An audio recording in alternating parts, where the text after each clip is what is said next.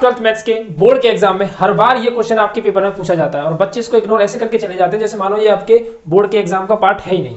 अगर ये क्वेश्चन आप लोग अच्छी तरीके से समझ कर जाते हो ना तो 5 नंबर आपके पक्के हो जाते हैं, क्योंकि ये वाला जो क्वेश्चन है 5 नंबर का हर बार आपके बोर्ड के एग्जाम में आता है। ऐसा नहीं है कि कोई भी एक फ्रिक्वेंटली क्वेश्चन मैंने उठा लिया और आपको बताने से बता रहा हूं मैं, ऐसा बिल्कुल भी नहीं है।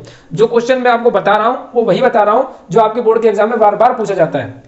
तो आज अगर 5 मिनट की वीडियो आप लोग ये देख लेते हो अच्छी तरीके से तो आपके 5 नंबर पूरे पक्के हो जाएंगे। तो इससे ज्यादा बेहतर आपके लिए क्या हो सकता है कि मैं चुन चुन कर आपके लिए कि ये आपके पक्का आपके पेपर में आएगा, ये वाला क्वेश्चन इस तरीके का क्वेश्चन आपके पक्का आपके पेपर में आएगा। तो ऐसे कई सारे क्वेश्चन मैं आप लोगों को करा देता हूं, तो जिससे आपके जो कुछ नंबर बिल्कुल सेफ जोन में हो जाएंगे कि हाँ ये आप लोग अच्छी तरीके से इनको करके आ सकते हो। तो देखिए इस क्वेश्चन को आज हम करते हैं। ये जो मैं आपको बताऊं तो चैप्टर नंबर 12 का बहुत जबरदस्त क्वेश्चन है जो कि आपके बोर्ड के एग्जाम में इस टाइप का क्वेश्चन हर बार पूछा जाता है। यानी कि हर बार एक क्वेश्चन ऐसा आएगा ही आएगा, आपको इस तरीके से दिया होगा निम्नलिखित अवरोधों के अंतर्गत क्या न्यूनतम मान ज्ञात कीजिए या अधिकतम मान ज्ञात कीजिए। दो ही चीजें पूछी जाती है, या तो न्यूनतम मान या अधिकतम मान, और ऐसा ही क्वेश्चन आपको देखने को मिलेगा। और इसके करने का तरीका भी एक जैसा ही है सभी क्वेश्चन का, कुछ भी अलग नहीं करना होता है इनके अंदर।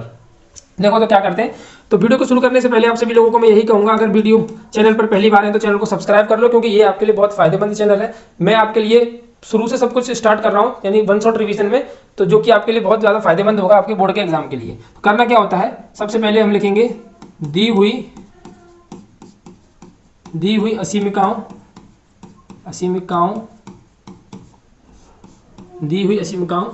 को समीकरण रूप में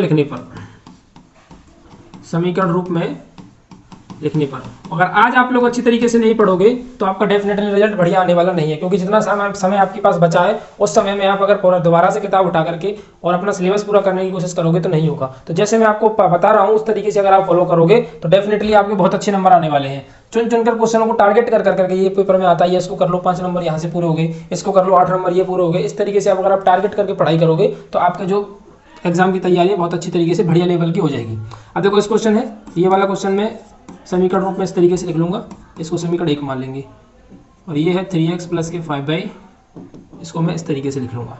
ठीक है, अब दोनों में क्या करना है, इसको जैसे हम क्लास 10th में पढ़ते थे, हमने क्लास 10th में ग्राफ बनाने वाला समीकरण पढ़ा था कि ग्राफ कैसे बनाते हैं, उसी तरीके से करना है इसको। पहले मैं पहली बारी समीकरण के लिए करूंगा तो क्या है, समीकरण 1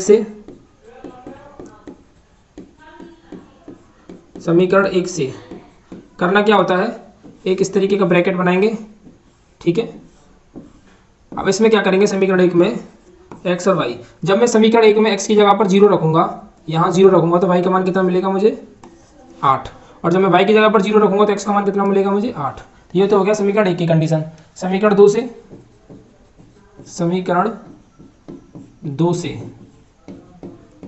से करना क्या होगा, सेम पिंच यहीं पर फॉलो करना है मुझे, सेम कंडीशन, इस तरीके से डिब्बा बना लेना है, और ये इस तरीके से, ये आपकी x, ये y। जब x का मान 0 पुट करूंगा तो y का मान कितना आएगा 5 3 15, और जब y का मान 0 पुट करूंगा 3 5 15, x y का मान कितना आ जाएगा 5। फिर इन दोनों समीकरणों को विलोपन विधि या प्रतिस्थापन विधि जो आप पर अच्छी तरीके से आती है उसको फॉलो करके आप लोग x और y के मान निकालेंगे। इसको फॉलो करके आप लोग क्या कर लेंगे, x और y के मान, यानी x प्लस वाई बराबर हमारे पास 8 है, 3x प्लस के 5y बराबर में 15 है। अब इन दोनों को फॉलो करके हम जैसे मैं ऊपर में 3 से मल्टीप्लाई, नीचे 1 से मल्टीप्लाई, 3x प्लस के 3y बराबर में 8 या 24, और 3x प्लस के 5 या 15y बराबर में 15। माइनस करने पर ये दोनों कैंसिल, माइनस के कितने बच जाएंगे आपके पास 12y, और ये हो जाएगा आपका कितना बचेगा 9, ये हो जाएगा 9। तो y बराबर हो जाएगा 9/12, यानी कि 3 3 9, 3 चौके 12, y बराबर आ जाएगा आपका 3/-4। ये आ गया आपका y का मान। ठीक है, अब y का मान आ गया। अब x के मान के लिए समीकरण 1 में रख देंगे, तो x प्लस y बराबर में हमारे 8 है, y की जगह पर मैं माइनस के 3/4 रख देता हूँ, तो हमको मिलता है 8 प्लस के 3/4। सॉल्व करेंगे तो 8 चौके 32, 32 और 3 35, 35/4। हालांकि इसकी इतनी जरूरत नहीं होती है, अगर आप चाहो तो इसको निकाल भी सकते हो, नहीं तो बिल्कुल भी मत निकालोगे तो भी आपका सवाल हो जाएगा। अब इतना करने के बाद हमको करना क्या होता है, इन दोनों का हमको ग्राफ ड्रॉ करना होता है। ग्राफ ड्रॉ अच्छी तरीके से करना आप लोग जानते हो कैसे करते हैं, इस तरीके से ये आपका हो जाएगा प्लस के x अक्ष, और ये आपका हो जाएगा प्लस के y अक्ष। ठीक है, ये माइनस का x अक्ष और ये माइनस का y अक्ष। ठीक है सर, अब इतना कर लिया हमने। अब देखो हमारे जो पॉइंट्स हैं उनको रखेंगे हम उठा करके। जैसे कि पहला पॉइंट है हमारा 0,8, यानी इस वाले का अगर मैं कोऑर्डिनेट बनाऊंगा तो ये बनेगा 0,8 और एक बन जाएगा 8,0। इस वाले का बनेगा आपका 0,3 और एक बन जाएगा 5,0। तो 0,8 और 8,0 में अगर हम देखते हैं तो 0,8 यानी मान लीजिए 8 इस जगह पर है तो 0,8, 8,0 मान लीजिए इस जगह पर है 8,0 और दोनों को मिलाकर के एक लाइन खींच देंगे कुछ इस तरीके से। ठीक है, दोनों को मिलाकर के एक लाइन बना दी। अब अगला पॉइंट क्या था हमारा 0,3 और 5,0। 0,3 मान लीजिए यहाँ पर होगी 0,3 और 5,0 मान लीजिए इस जगह पर होगी 5,0। इन दोनों को मिलाकर के एक और लाइन खींच देते हैं इस तरीके से, इस तरीके से। ठीक है, ये ऊपर वाली लाइन है यानी समीकरण 1 है x + y + के 8 है, सॉरी बराबर में 8 है, और ये कितना है 3x + के 5y बराबर में 15 है। ठीक है, दोनों की लाइन खींच दी। अब इन दोनों में जो कॉमन एरिया है इसको कर देंगे ड्रॉ।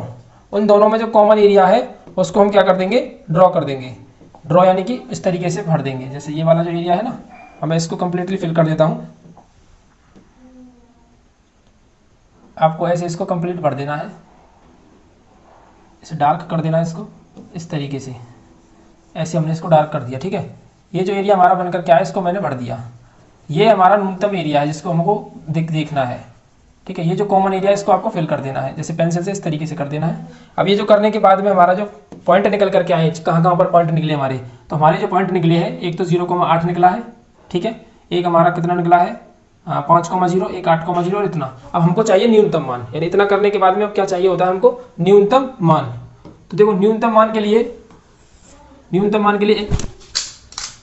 कहाँ जा रहा है मेरे भाई, न्यूनतम मान के लिए क्या करेंगे हम इस तरीके से एक बॉक्स बनाएंगे और यहाँ पर लिखूंगा मैं z की वैल्यू को, जो हमारे पास z की वैल्यू थी x + के 3y। ठीक है, और यहाँ पर अपने बिंदु लिखेंगे, क्या लिखेंगे बिंदु, जिन पर हमको वैल्यू निकालनी है। ठीक है, इस तरीके से देखेंगे। अब हमारे बिंदु होंगे कौन कौन से, तो वो बिंदु होंगे जहाँ से मिलकर के हमारी लाइन बन रही है, यानी जो हमारा एरिया जहाँ तक कवर हो रहा है। तो कवर कौन से 0,8 पे कवर हो रहा है, 0,3 पे कवर हो रहा है, 5,0 पे कवर हो रहा है और इससे 8,0 पे, यानी 4 बिंदु है हमारे पास। तो इन चारों बिंदुओं को मैं यहाँ लिख लूंगा, यानी 0,8 भी है, 0,8 है, 8,0 है और 0,3 है और 5,0 है। अब इनमें पुट करूंगा तो x की वैल्यू 0 रखूंगा और y की वैल्यू 8 रखूंगा तो 8 24 आ जाएगा। x की वैल्यू 8 रखूंगा और y की वैल्यू 0 रखूंगा तो यहाँ पर 8 आ जाएगा। x की वैल्यू 0 रखूंगा, y की वैल्यू 3 रखूंगा तो 9 आ जाएगा और x की वैल्यू 5 रखूंगा और y की वैल्यू 0 रखूंगा तो 5 आ जाएगा। अब ये तीनों वैल्यूज मैंने कहाँ पर पुट करी, एक एक करके इस वाली पोजीशन में पुट करी। ठीक है, अब तीनों पोजीशन में पुट करने के बाद वैल्यू क्या निकल कर आई, एक 24 आई है, एक 8 आई है, एक 9 आई है, एक 5 आई है। एक 24, एक 8 और एक 9 और एक 5। तो न्यूनतम मान हमसे पूछा क्या इसने, न्यूनतम मान।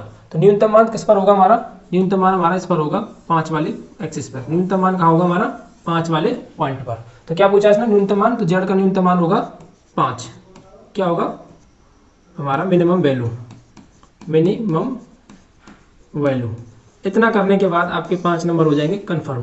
5 मार्क्स का ये क्वेश्चन था। और इस तरीके के आप देखो, आप किसी पर भी विश्वास मत करो। ठीक है, क्योंकि आप लोगों की जो प्रॉब्लम है सबसे ज़्यादा यही है, क्योंकि यूट्यूब पर आपके लाखों वीडियोस मिलेंगे, ये कर लो वो कर लो ये कर लो, आप किसी पर विश्वास मत करो। आप अगर थोड़ा सा भी अगर मेरे लिए थोड़ा सा भी फेथ रखते हो तो आप अनसॉल्व पेपर उठाना, अपने पिछले साल के अनसॉल्व पेपर जो मार्केट में मिलते हैं और उनमें देखना कि इस तरीके का क्वेश्चन हर बार पेपर में आया है कि नहीं आया है। आप ज़्यादा मत करो, पिछले साल के पेपर को उठाओ 2025 के को और देखो कि इस टाइप का पेपर में क्वेश्चन पूछा गया है कि नहीं गया है और 5 नंबर का है कि नहीं है। ये क्वेश्चन जो है हर साल आपके बोर्ड के एग्जाम में पूछा जाता है, 5 मार्क्स का ही आता है। और ज़्यादा से ज़्यादा मुझे 5 या 7 मिनट हुए होंगे इस क्वेश्चन को कराने में। 5-7 मिनट की वीडियो को अगर आप आसानी से आराम से 2 बार भी देखते हो तो ये क्वेश्चन की जो कॉन्सेप्ट है वो आपके दिमाग में एकदम छप जाएगा और अच्छी तरीके से आप क्वेश्चन को सीख जाओगे। अब बताओ इससे ज़्यादा बेहतर क्या हो सकता है 5 मार्क्स के लिए। और आपके लिए न्यू अपडेट, अगर आप लोग चैनल पर देखो, जो नया हो चैनल को सब्सक्राइब कर लीजिए। ठीक है, और वीडियो को लाइक कर दीजिए। ये आपके लिए सबसे, ये मेरी फीस है, ये समझ लीजिए, ये मेरी फीस है वीडियो को लाइक करना आपके लिए। ये मेरी फीस है जो कि आपको पेमेंट करनी ही होगी। वीडियो को लाइक कर दो प्लीज़ आप सभी लोगों के लिए। और हाँ, मैंने आप सभी लोगों के लिए मैराथन क्लासेस शुरू करने वाला हूँ, मैराथन क्लासेस, जिसमें मैं आपकी फिजिक्स की और मैथ्स की दोनों क्लासेस लूँगा, वो भी फास्ट फॉरवर्ड, यानी कि आपको रिवीजन कराऊंगा board exam special, board exam. और इसमें कौन कौन बच्चा आ सकता है, बोर्ड एग्जाम स्पेशल क्लास है। इसमें कौन कौन बच्चा ज्वाइन हो सकता है? ज्वाइन होने की कोई भी फीस नहीं है, डेली क्लासेज होंगी आपकी, डेली नहीं हर डे के बाद में, ठीक है। एक दिन मैथ की होगी, एक दिन फिजिक्स की होगी, इस तरीके से। और अगर आप लोग इन क्लासेस को डेली देख लेते हो, मैं बता रहा हूँ कि जिस बच्चे ने बिल्कुल भी कुछ नहीं पढ़ा है वो 0 से लेकर के अपना 85 प्लस का स्कोर आसानी से कर देगा। मैं ये वादे नहीं कर रहा कि आप लोग 90 करोगे, 95 करोगे, क्योंकि लास्ट आपके पास ज़्यादा से ज़्यादा 3 मंथ्स, ठीक है, 3 मंथ्स ऑलमोस्ट बचे हुए हैं आपके पास। तो 3 महीने में 0 से 85 तक का सफर तय करना बहुत बड़ी बात है। तो इसके लिए मैंने आप लोगों को एक बहुत जबरदस्त सा कंटेंट तैयार करके मैं आप लोगों के लिए लेकर के आऊंगा। बस आपको करना क्या है, डेली वीडियोस देखनी है और दोस्तों के साथ में शेयर कर देनी है और लाइक सब्सक्राइब करना बिल्कुल भी नहीं भूलना है। चलिए तो मिलते हैं अगली क्लास के अंदर। Thank you, bye bye.